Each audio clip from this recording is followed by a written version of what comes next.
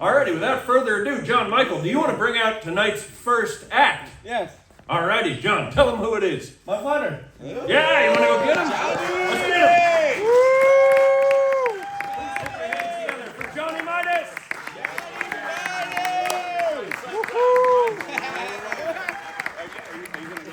Are you gonna go sit with Mom?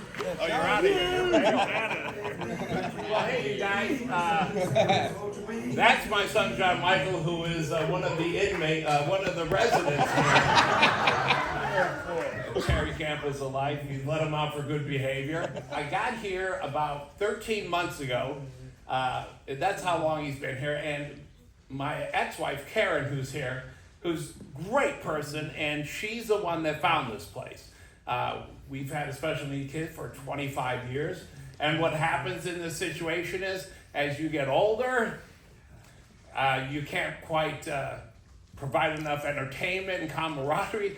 These guys need to be around people their own age. So she found this place and she told me about it. And at first I'm like, I'm not getting rid of my kid. I can't do it. I'm not getting rid of my kid. I love him. I just live with him forever and that's it. And when you see daddy turn blue and laying down and not getting up, dial 911. I can train this out, right? So we arranged to do a tour down here. And we're with other parents that have special needs kids too. And they take us on a tour. And I see the entire facility and this incredible world that they built for special needs young people. And I can't believe what I'm seeing. They have horses, they have all these bicycles, they have everything here for these guys. Pottery rooms, music rooms, my kid's a drummer. So I'm like, oh, this is unbelievable. So I'm completely amazed at what I'm seeing. And on the way I've decided in my head oh, this would be awesome for him. This is how this show happened. I'm gonna explain this. I used to be a stand-up comedian, but I retired when my son was 2 to just take care of him full time. Okay. So I did this for a living since I started in '79 in Chicago when I was 17 years old. And I did it for a long time. And then when we found out of my son's diagnosis, I realized, okay, that it's full-time dadship, which was the best thing that ever happened to me, by the way. And I see this theater, and I'm like, oh, this is unbelievable. This is a great place. This is phenomenal. And I'm with the other parents, and the other parents, some of them are like brain surgeons from Loma Linda and shit, so I'm a little competitive. So I kind of lean in and go, I used to be a comedian, and one of my friends is really fucking famous now. I can get him, I believe, I can get him out here to do a show and raise some money for this place. And they're like, okay. And I'm like, so where do I sign? Is he in? Is he in now? Because they said that shit? Because that's why I said it. Just wearing the ulterior motives on my sleeve. Because I want him to get in. So I immediately, like I said, I just tell my old friend Billy Gardell of 37 years, I volunteered you today. I hope this doesn't interfere with your TV shooting schedule, Mr. Big Star. And I said, we're going to have to pull off a show down there because I leveraged your fame against my kid's entry. I did that for my son. First of all, I'm really happy that everyone came. I really am. It's great that people have showed up here. And I'm just happy about this whole damn place. I can't tell you. Because my heart rests easy.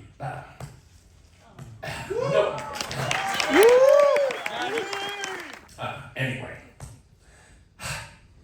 So I almost didn't make it here actually because I was driving down the 5 and I'm actually coming up past Camp Pendleton and I blew a seal. And now the car is fine. I just wanted to say hi to them. Thank you for your service. I know Billy for 37 years. Now, when I met him on the road, I was in my late 20s. He was early, mid-20s. So I get to the condo, fly in, and he's waiting in the living room with a couple of friends of his, right? And I'm like, oh, hi, how are you guys? And he said, oh, I'm Billy, I'm your opening act. I said, I'm Johnny Midas, nice to meet you. And I said, you like to drink alcohol after the show or before? He goes, yep. Cool, do you smoke weed? Yep. Titty bars? awesome. All right. I used to love drinking tequila. Anybody? Yeah. Liquid stupid. Yeah, great. So I did about 8 or 10 shots of tequila after the show. Oh my. And I woke up in Tijuana chained to a goat in a wedding dress. As soon as you cross 60, you start realizing, oh, okay, then there's so many years, and what hurts? Well, how'd that happen? And you become this goddamn WebMD Rolodex of collecting information of what's killing you and your friends. And it just happens because you're like, oh no, how'd that happen? Well, what did it feel like when it started? Because you're thinking, I don't want to fucking get that. So with blurry vision first, so blurry vision, that's okay. And headaches? No headaches? Okay. And you start doing this for real. I get ready for the show. And I see just a slight like smidge of blood on my head. I'm like, God damn it, where am I leaking from now? And eventually one day, we'll all pass away someday. And I'm starting to be really aware of that. And it started to make me not really give a fuck about a lot of things.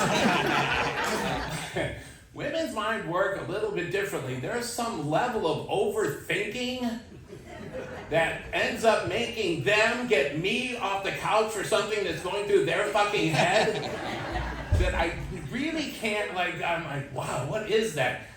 For my ex, it's her mother's voice is still driving her to, do things, which makes her tell me I have to do things.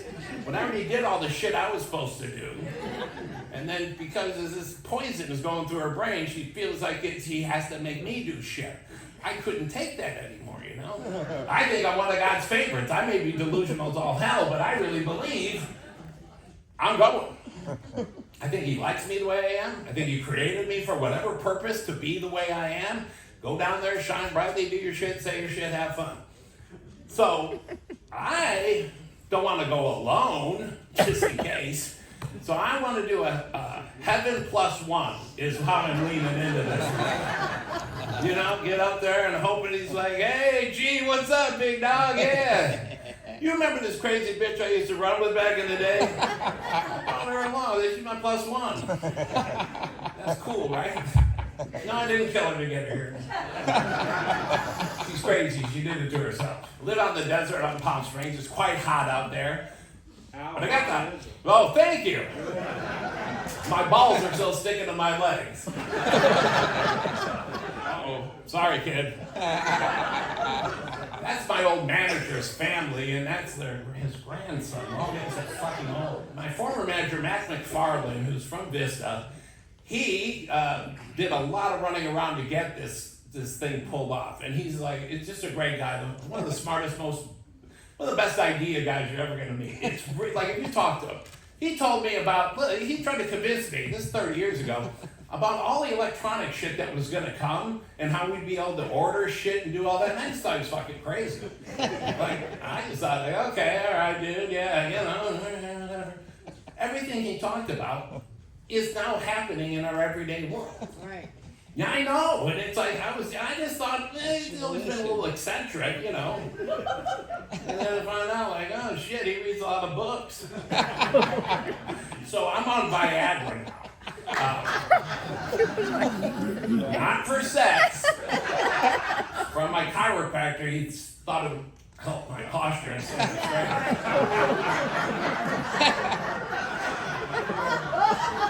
You guys hear about the flesh-eating disease, the flesh-eating bacteria that's out there? Okay, that's back again.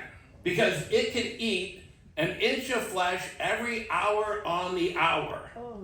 Yeah, that gets on my dick, I got 2 hours there. I'm nervous. And also, you notice I do swear sometimes because I get nervous and I can't fucking control myself. Okay. So, we don't have a swear jar at my house because if we did, I could fund the entire fucking military. Watch TV. I watch these things. I've subscribed to 30 of these damn things and they're addictive as shit. They are the body cam videos, arrest videos. Does anybody watch those damn things? Oh, that's your real good look into what humanity is really like, especially when they've had some cocktails. Yeah, it's unbelievable the shit I'm seeing on there. First of all, 22-year-old drunken female co-eds are fucking god. You are wrestling an actual cougar, wildcat, some kind of animal. They go fucking crazy. You can't get them into the goddamn squad car. It's unbelievable. They fight like just worse than dudes, man. It's a different, I've seen that. And I've also noticed a pattern. And this is how you know how long before the person gets arrested. This usually comes with very masculine dudes. And it happens, and I can time it within about 10 to 20 seconds, usually about 20 seconds. First of all, the shirt comes off. And then you get the chest up and, y'all don't know me! Y'all don't know me! Let's go. 3, 2, 1, swarmed by SWAT. Okay. Either that, or if they can't get caught, if they run, they send the fucking fur-covered missile. That's my favorite. When they get the fur-covered torpedo coming at you because you're just too hard to deal with, man, those dogs will set you right. Resistance, folks. All right, well, that's it for me. Woo! I'm going to tell you. Woo-hoo! Thank you for being so nice and for coming out. And this is my friend of 37 years, so I met on the road in Florida. And then what happened was I liked him so much when I was headlining. The club owner said, do you want to bring anybody in special? I said, yeah, Billy Gardell. This kid's fucking amazing. You're going to love him. And I brought him with me everywhere. And we got to be lifelong friends. And that's kind of how this whole thing started. And when I retired, Billy was already starting to do well and starting to do sitcoms. He was actually getting guest starring roles. And I'd go to the studio and watch him do some shit on a Friday when they do tapings and stuff. And then he ended up becoming his own, star of 2 different sitcoms. The Bob Hart Abishola show on CBS and the Mike and Molly show. Yeah. And so we were always friends. And I'd call him and tell him what I thought of the first episode. I only usually watch one just to see how it is. Because I was in the business. I'm like, I'm going to pick through everything. And I was always so happy for him. And it was kind of like the thing when one of your friends makes it, and you were all road guys, like traveling, flying, driving, and that was your life, like 35, 40, 50 years out of the, 50 weeks out of the year. That's all. You were traveling. We were just road comics, earning a living, and that was it. And then to come to LA and see somebody make it. So he went to acting class, and I went with him, and we started in like beginner acting class. Like really hard because you don't know how to act. Like you can do your show, but acting is like this different skill set. So we used to go to acting class together and talk about it and work all this shit out. And then my life changed, and I'm telling you, I've never been happier or prouder of anybody to see their success, except for one of my best friends in the whole damn world. Would you please welcome to the stage, Mr. Billy Gardell? Yeah. Woo! Woo!